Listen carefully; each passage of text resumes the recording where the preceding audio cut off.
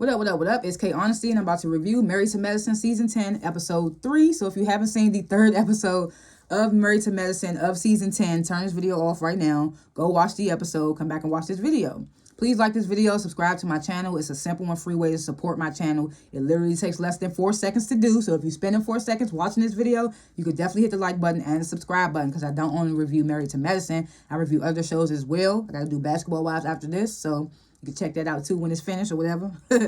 I'm also not a public speaker, so I will tend to fumble my words. You're going to hear you're going to hear so, you're going to hear like 1,000 times. It is what it is. I might stop to regain my thoughts. Definitely going to be looking right here at my notes that I take throughout the show. And anything I say is my opinion. It does not reflect anyone or anything associated with the show. These are my thoughts and expressions. No one's paying me to be biased towards, against. Also, comment below what you would grade the episode, what you thought about what I talked about, if I forgot anything, what you thought of the episode itself, all that good stuff. Comment below. I like to grade the episodes before and after my reviews. I'm going to grade this episode of Married to Medicine. I'm going to give it a B. If you go check out if you watch Real Housewives of Potomac, go check that review I just did of the latest episode. I gave them a B too, because I feel like it was not a lot going on, but it kept me intrigued. It kept me engaged. So I'm going to definitely give it a B. Yeah, I'm going to definitely give it a B. Last chance, if you haven't seen Married to Medicine Season 10, Episode 3, turn this video off right now, because I'm about to spoil the entire episode. Be looking down a lot I'm not in my normal surroundings, as you can see. If you watch my reviews, you know I'm not at home. I'm not in my normal surroundings. I usually would have my iPad to record off of and watch and read the notes off my phone, but I don't have my iPad. So reading notes off the laptop and recording off my phone. So we're going to try to make it work. I'm going to try to make it work. So first scene of Married to Medicine, Season 10, Episode 3. So Toya, she calls Sweet Tea, tells her, me and Phaedra are going to throw you a pamper party, not a bachelorette party. We're going to throw you a pamper party, they say. So then we get this scene with Dr. Jackie and Dr. Simone. They sit down and have lunch with each other like they used to do. But you know, they offices not too far from each other. So they used to always sit and have lunch before they whole fallout. So they sitting together having lunch like they used to do. I was like, this is so cute. I miss this. So they talk about Sweet Tea and how she's overwhelmed with the wedding planning. And Simone was like, she even asked me for help. Jackie was like, you don't want to get her a life coach? And Simone was like, I don't think she even have time for that. So Heavenly and Sweet Tea, they meet up. Surprisingly, I didn't see that coming. Because they just kind of like was getting into it last episode. Well, they ain't getting into it. Heavenly was saying stuff. Sweet Tea was irritated about it, but didn't say nothing. So they meet up to have drinks. Sweet Tea starts telling him about telling her about the wedding planning, and Heavenly telling Sweet Tea, like, you better make sure you got your own money, even though Greg gonna die first. I was just like, Heavenly. But this is what we love about Heavenly. She don't got no filter, but sometimes it do need to be filtered. But this is for the most part, that's what we love about Heavenly. So she like, make sure you got your own, even though Greg gonna die first. So this is when Sweet Tea says, oh, damn, the joint was still lit. Sweet Tea says, Quad might have been right about a couple of things about Greg. She was like, he definitely controlling. He be throwing it in my face that he paid for everything. And he lied to me one day and told me that we got robbed because I forgot to set the alarm. I was like, this nigga funny. That alarm shit ain't no joke, though.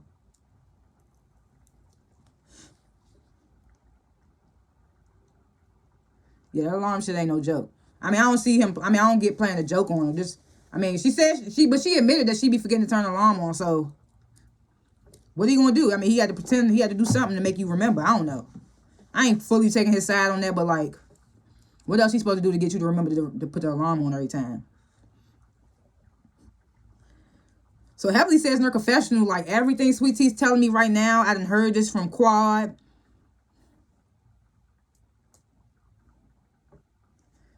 And then Sweet Tea tells Heavenly, I feel like after the wedding's over, I feel like the wedding was really stressing us. I feel like after the wedding's over, everything will be good. And I'm just like, how do you think things is going to go great after the wedding if y'all already having problems before the wedding? That's what premarital counseling is for. Y'all supposed to work that out before the wedding, so when the wedding happens, it's all bliss. I was like, whatever, Sweet Tea. They keep chucking it up as she young or whatever, but I'm younger than Sweet Tea, and I know that you need to do some premarital counseling. Like, come on. She's seeming very younger than she is. She in her mid-30s or something.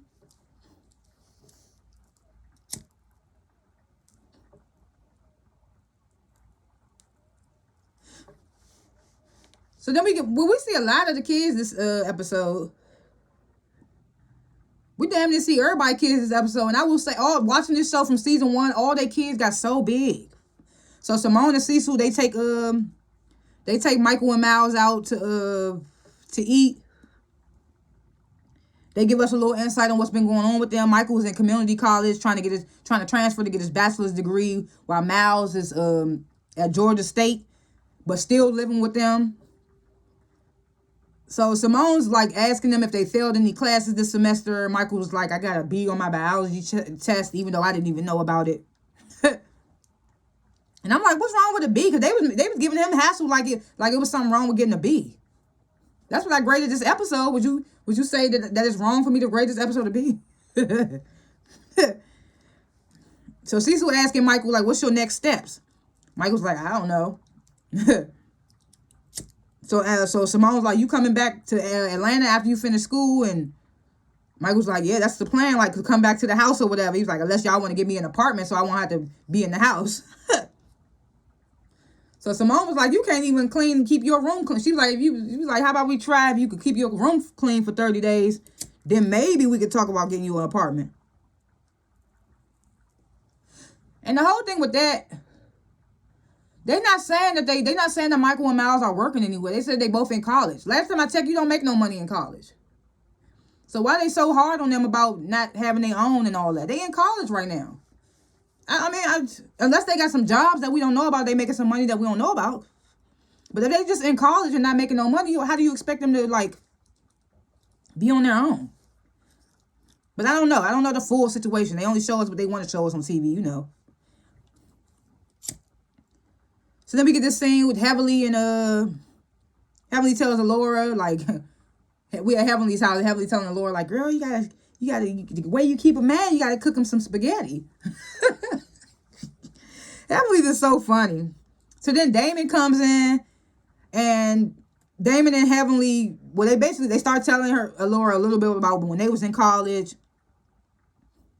Heavenly funny ass, she gonna hug Damon, telling him, your dad was my first everything, and then winks at Laura. I was like, girl. Because, you know, there's this whole narrative that we've been seeing, which since Heavenly got on the show, that Damon was her first everything. She only been with Damon her whole life.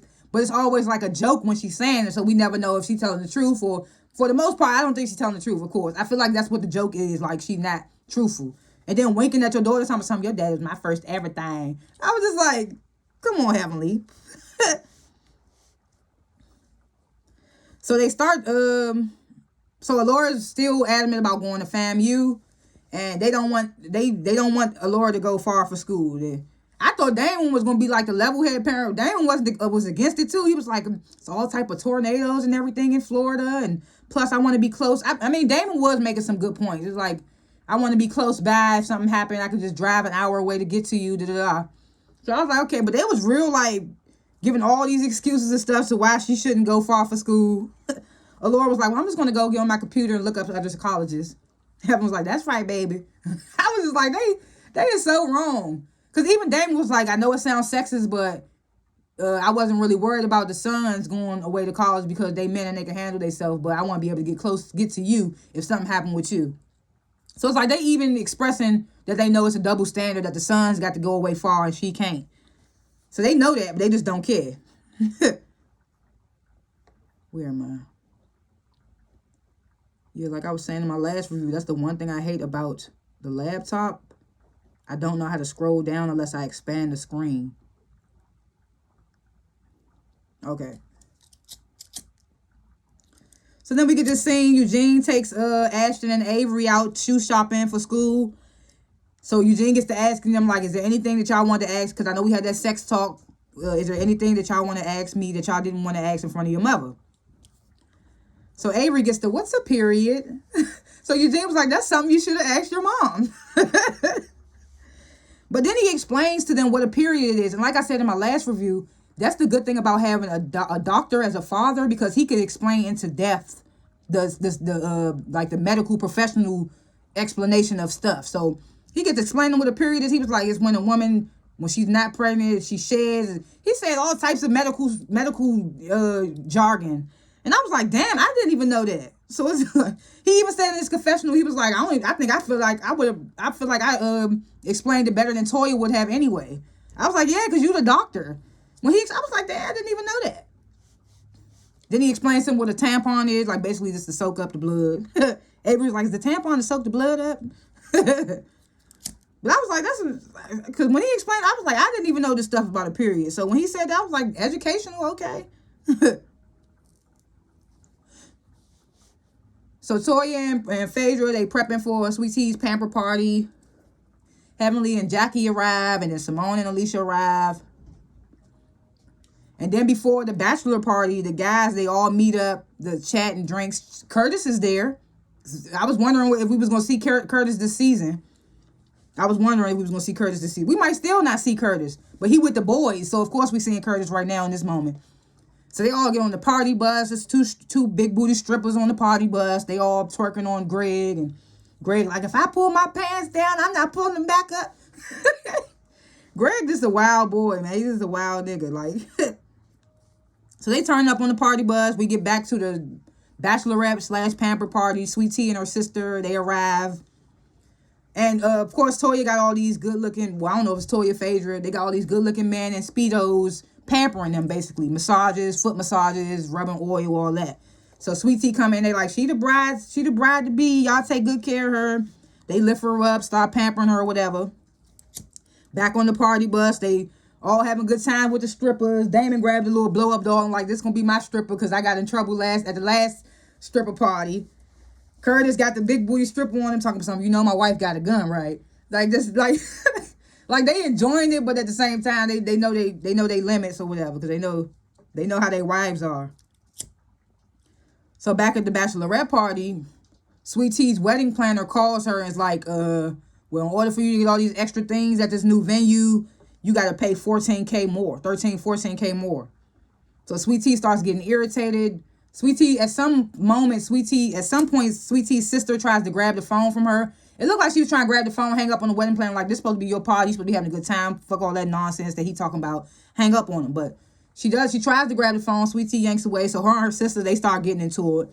And I'm just like, girl, you're not supposed to be getting into your sister with these girls that you don't even really know. That's the only one that's going to really have your back at the end of the day. You don't know these women like that. That's your whole sister. I mean, I get it. She was frustrated. So her and her sister start going at each other. Sweet Tea's spazzing. Phaedra's and another friend of Sweet Tea is pulling Sweet Tea away.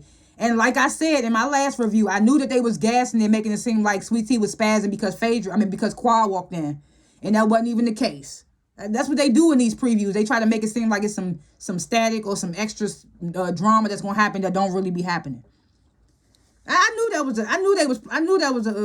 they was gassing it up to make it seem like Sweet Tea was spazzing because Quad walked in. She was spazzing because the phone call she just got from her wedding planner and getting into it with her sister. So they pull her away, take her in the room to calm her down. So back on the party bus, the guys, they arrived to the strip club. They had the strippers in the party bus to take them to the stripper club. So they all getting danced on, respectfully, whatever. Greg is doing the most because, he just Greg.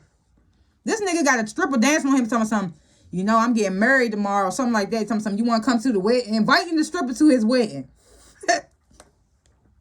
So Eugene in this confession something, this ain't the best man when you invite the stripper to your wedding. I thought that was so funny. He real life invited the stripper something, you want to come to my wedding? He told him, I can invite whoever I want. It's just like, what are you doing? Curtis telling the stripper, my wife got a gun, right? But you still got them booty cheeks on your lap. So what's up with that? So back at the pamper party, Sweet Tea and her sister, they make up. It wasn't really a big deal, but they make up for the most part. So back out, while they in the room talking, the sisters, Sweet Tea and her sister, Heavenly's out there saying she feel like this wedding was rushed and she feels like they don't need to get married. And they like, well, what do you know that we don't know? So she starts telling them about when she met up with Sweet Tea and says that, she starts telling them about when she met up with Sweet Tea and all the things Sweet Tea was saying about Greg being controlling and treating her a certain way and all that, saying that the similarities with Quad, with what was with Quad. I told y'all I'd be fumbling my words. So she get that, I don't want to say I told you so. I just don't want to be the one to say I told you so. I was like, why? You do it any other time, Heavenly. So Sweet Tea and her sister come back out to join the ladies. All's good in the neighborhood for now. Then Phaedra gets a text saying, I'm outside. Immediately, we know that's Quad. She goes to get Quad. She brings Quad in. Everybody is just like shooketh. Like, why would you bring this woman? A part of me was thinking Sweet Tea and Quad might have had some off-camera conversation where she invited her and we just didn't know. So Phaedra brings Quad in. Heavenly immediately rushes to give Quad, hey girl, gives her a hug. So Toya get the, oh, that's your friend now, Heavenly? So Heavenly get the, I just haven't seen or heard from her in a long time. I was like, that's not answering Toya's question. Is that's your friend now? Because you was talking about her. But you talk about Heavenly, talk about everybody. So Phaedra introduces Quad to Sweet Tea and her sister. So I'm like, so she hasn't even met this woman. Well, I seen some clips. Of course, they must have met at BravoCon. But other than that, like, they make it seem like they just met. She introducing them to the sisters. So Toya not feeling it. Plus, I think she had a little too much Patron. You know, Toya. But she get the, I'm trying to figure out why Quad's here. She wasn't invited. But I feel Toya, though, because, like, this girl accused Toya last season of robbery. So I can understand why she don't fuck with Quad. I could definitely understand that. So Toya's like, I'm trying to figure out why Quad's here. Nobody invited her. So Quad I was invited by Phaedra. So Phaedra well, everybody was talking about Quad. So I just, girl, you could have hosted something separate and had Quad come in. Not the new wife bachelorette party. Like, come on. So Quad, she gives Sweet Tea a gift or something like that. And Sweet Tea's like, come on, Quad, come sit by me, Quad. So Quad gets to telling Sweet Tea, like, I want to congratulate you on the upcoming nuptials. She said, I don't have no animosity towards you. And I wish you all the best with Greg and everything like that. And it's like, that's the thing. They was trying to make it seem like Quad and Sweet Tea was supposed to be beefing, but we never even got that. Because Quad wasn't around. I don't know. It's a weird situation. So then Toya calls out Sweet Tea. She get the, why you, she said, how is it that you never met Quad, but then she shows up to your party, and you talking about come sit by me, but you was just telling us at the little hoedown not to even bring her up, that it was rude for us to be bringing her up. So then Sweet Tea gets the, well, I was just saying that because of the day it was my engagement party. I just don't feel like it. But she was looking at Quad when she said it, like she had to give an explanation to Quad. She was like, I was saying that because it was my engagement party. It just wasn't the right timing. So I was like, well, what is this? What is this? Like, this your whole bachelorette party. You saying this is better timing? Like, what? And now she's here. Not even just being talked about. She's here. And I was like, Toya got a point. Toya has a point.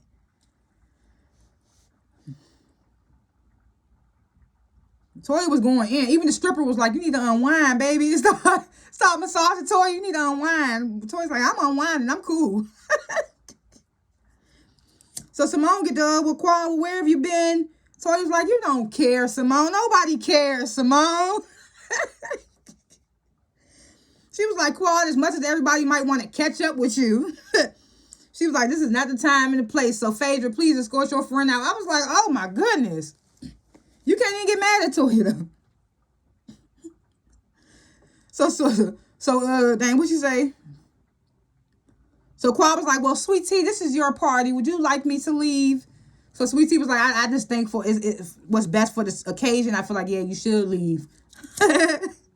She thought Sweet Tea was going to be like, nah, man, I have no problem. So Phaedra, she walks Quad out.